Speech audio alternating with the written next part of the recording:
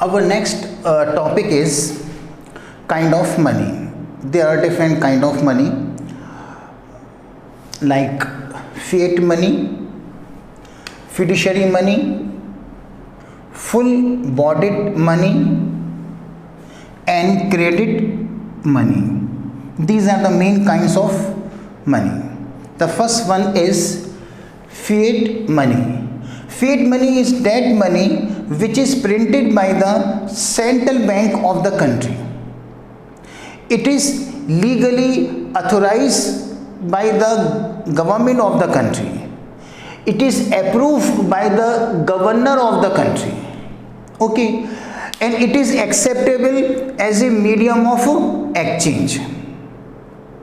Fiat money is that money which is printed by the central bank of the country, which is legally sanctioned by the government of the country.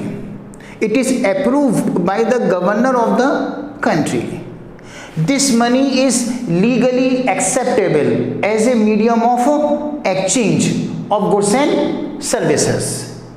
Fiat money वो मनी होती है जो एक country की central bank print करती है और एक कंट्री की जो गवर्नमेंट है वो इस फिएट मनी को लीगली सैंक्शन कर देती है और उस कंट्री का जो गवर्नर होता है वो उसको अप्रूव भी कर देता है और हर पर्सन इसको लीगली एक्सेप्ट करता है in the form of payment of goods and services. अब इसकी एग्जाम्पल सुनिए। इंडिया के अंदर जो पेपर करेंसी है 200 रुपीज़ का नोट है, 500 रुपीज़ का नोट है, 2000 रुपीज़ का नोट है, ये जो पेपर करेंसी है इंडिया में वो फिएट मनी है क्योंकि जो इंडिया के अंदर पेपर करेंसी है वो इंडिया की जो सेंट्रल बैंक है रिजर्व बैंक ऑफ इंडिया वो प्रिंट करती है। इंडिया के अंदर जो पेपर करेंसी है उस पेपर करेंसी को इंडिया की गवर्नमेंट ने लीगली सैंक्शन कर दिया है। इसके साथ साथ इंडिया का जो गवर्नर है वो पेपर करेंसी पर साइन करता है। आपने नोटिस किया होगा कि 200 रुपीज़ के का जो नोट है या 500 रुपीज़ का जो नोट है हर पेपर करेंसी के ऊपर गवर्नर के साइन होते हैं। इसका मतलब एक कंट्री का गवर्नर उसको लीगली अप्रूव कर रहा है। ओके, और हर शॉपकीपर इस फिएट मनी को यानी पेपर करेंसी को लीगली एक्सेप्ट कर लेता है in the form of payment of goods and services. Okay, तो so fiat money is that money which is printed by the central bank of the country. It is legally authorized by the government of the country. It is approved by the governor of the country, and each and every person is legally accept this fiat money in the form of payment of goods and services. Clear? एक second है इसके अंदर fiduciary money. Fiduciary money is that money which is not printed by the central bank of the country, which is not legally authorized by the government of the country. This fiduciary money may be accepted in the form of payment of goods and services on mutual understanding basis. For example, check or bill receivable. These are the two examples of fiduciary money. Fiduciary money वो मनी होती है जो एक country की central bank इसे print नहीं करती, एक कंट्री की गवर्नमेंट उसको लीगली ऑथोराइज नहीं करती, बल्कि दो पर्सन उसको एक्सेप्ट कर सकते हैं सिर्फ म्यूचुअल अंडरस्टैंडिंग की बेसिस पर। जैसे कि हम लोग कभी कभी शॉपिंग करने जाते हैं और शॉपिंग करने के बाद हम चेक दे देते हैं शॉपकीपर को और शॉपकीपर वो चेक हमसे एक्सेप्ट कर लेता है और हमें गुड्स शॉपकीपर दे देता है।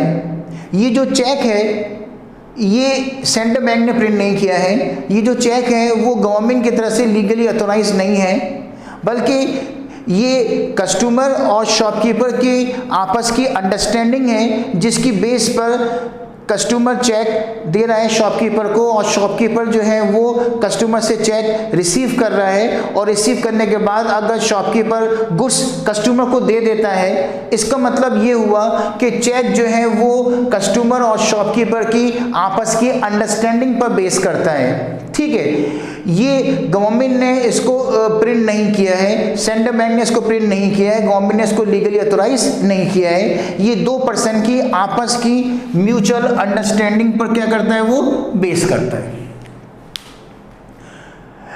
लेकिन इसमें यह भी है कि जो फिड्यूशियरी मनी है, इस फिड्यूशियरी मनी को कोई मना भी कर सकता है, ज़रूरी नहीं है कि वो एक्सेप्ट करे।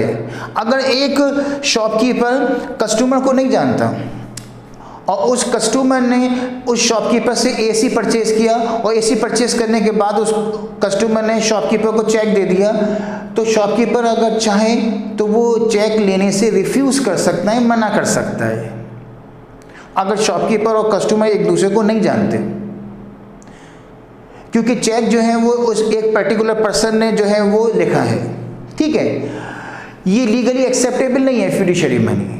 लेकिन अगर शॉपकीपर के और कस्टमर के बहुत अच्छे टर्म्स हैं और दोनों एक दूसरे को बहुत साल से जानते हैं, तो उस केस के अंदर शॉपकीपर जो है वो कस्टमर से चेक रिसीव कर सकता है in the form of payment of goods and services. Okay, तो ये जो चेक है वो कहलाएगा fiduciary money. So fiduciary money is debt money which is not printed by the central bank of the country, which is not legally authorized by the government of the country. Every person is not legally acceptable this fiduciary money. It may be accepted on the mutual understanding basis. For example, check, for example, bill receivable. Okay. अब इन दोनों में difference क्या है, fiduciary money और fiat money.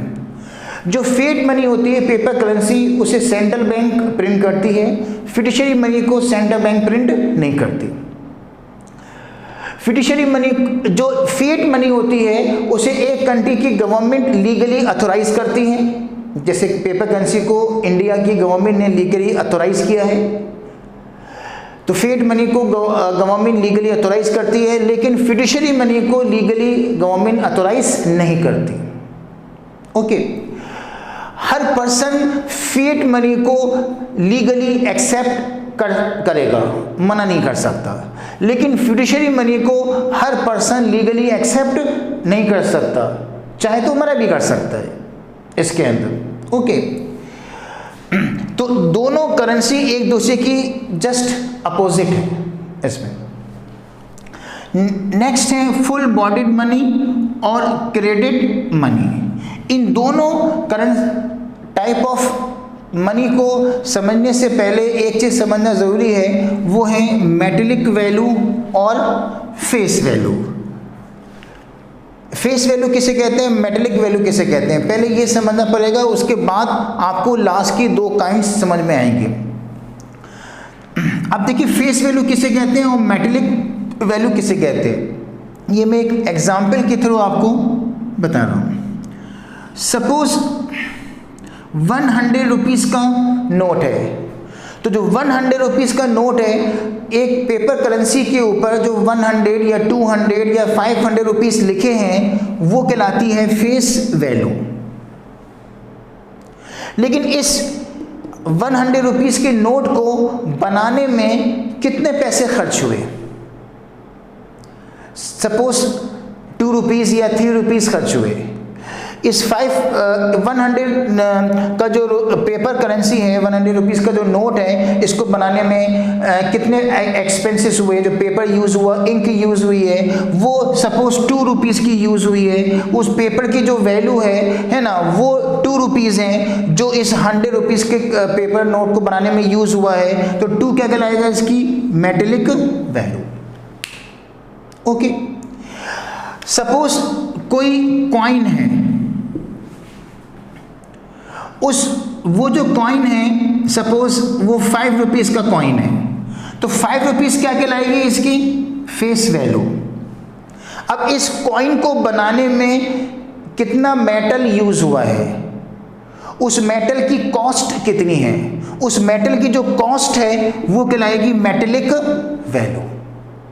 Okay, तो face value और metallic value में दोनों में डिफरेंस होता है। ओके, अब हम देखते हैं फुल बॉडीड मनी और क्रेडिट मनी।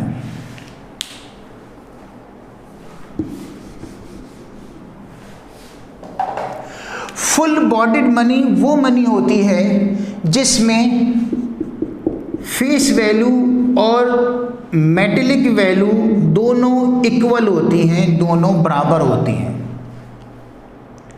बहुत पहले गोल्ड के कॉइन बनते थे, गोल्ड के कॉइन्स बनते थे, ठीक है। इन गोल्ड के कॉइन्स के अंदर फेस वैल्यू और मेटेलिक वैल्यू दोनों आपस में इक्वल होती थी। अगर 50 रुपए का कॉइन है तो 50 रुपए क्या कहलाएगी इसकी फेस वैल्यू। अगर उस कॉइन के ऊपर 50 रुपए लिखा है तो 50 रुपए क्या कहलाएगी इसकी फेस वैल्यू। और ये जो गोल्ड का कॉइन था 50 रुपीज़ का, जिसकी फेस वैल्यू 50 रुपीज़ थी, इस कॉइन को बनाने में जो गोल्ड यूज हुआ था, उस गोल्ड की जो कॉस्ट थी वो भी कितनी थी, 50 थी। इसका मतलब फेस वैल्यू और मेटेलिक वैल्यू दोनों क्या है आपस में इक्वल। इसे कहते थे गोल्ड स्टैंडर्ड सिस्टम, ये बहुत पहले यूज होता था। तो गोल्ड स्टैंडर्ड सिस्टम के अंदर गोल्ड के कॉइन्स बनाए जाते थे और गोल्ड के कॉइन्स बनाने में मेटेलिक वैल्यू और फेस वैल्यू दोनों आपस में इक्वल होती थी। अगर एक कॉइन के ऊपर सपोज अगर 150 लिखा है तो 150 इसकी फेस वैल्यू है और इस कॉइन को बनाने में जो गोल्ड यूज हुआ है उस गोल्ड की जो कॉस्ट होगी, जो वैल्यू होगी गोल्ड की, वो भी कितनी होगी, 150 होगी। इस कॉइन को मेल्ट कर पिघलाकर अगर हम गोल्ड सेल करेंगे मार्केट में तो 150 का वो सेल होगा, यानी मेटेलिक वैल्यू भी 150 और फेस वैल्यू भी 150। तो अगर फेस वैल्यू और मेटेलिक वैल्यू दोनों आपस में इक्वल है तो उसे कहते हैं full bodied money. Clear? Full bodied money is that money in which the metallic value and face value are equal to each other, like in case of gold coin. Next one, credit money. Credit money is that money in which face value is greater than metallic value. अगर face value जो है metallic value से ज़्यादा है तो उसे कहते हैं क्रेडिट मनी।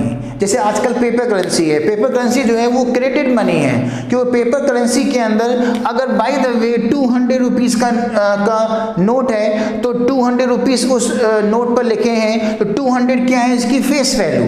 लेकिन उस 200 रुपये का जो नोट है उसको बनाने में जो पेपर या इंक यूज़ हुई है उसकी जो कॉस्ट है वो है 2 रुपीज़ 50 पैसे।